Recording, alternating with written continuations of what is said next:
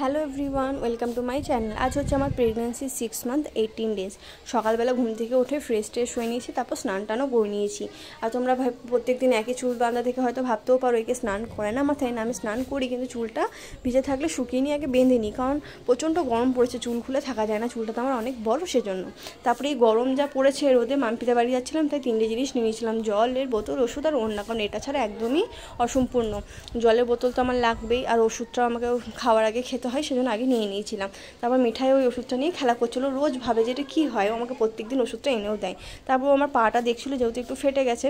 তারপর দুপুরবেলা খেয়ে নিয়েছিলাম আমের চাটনি, ভাত, ডাল, পটল আলু ভাজা, ঝিঙে আলু পোস্ত। আর প্রত্যেক দিন আম ভাতে হয়, তো সেজন্য মা বলেছে আজকে আমের চাটনি করে দিই। আমি ঠিক আছে তাই করো, আমের চাটনিই খাই। তারপর বিকালবেলা ঘুম থেকে উঠে খেয়ে নিয়েছিলাম 1 গ্লাস ঠান্ডা জল, প্রচণ্ড গরম পড়েছে সেজন্য খেয়ে নিয়েছিলাম। আর একটা ভুল করেছিলাম কি জানো তো, ঘুম থেকে উঠে আমি খেয়ে নিচ্ছিলাম এই জলটা খাওয়ার পর খেজুর।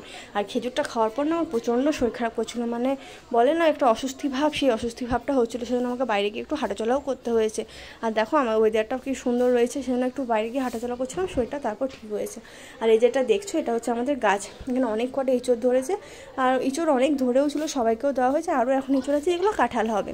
আর এই যে মিঠাই আসে, মিঠাই আমাদের সাথে গল্প করার জন্য আসছে, আরও একটু গল্প করেও চলে যাবে বাগান বাড়ি।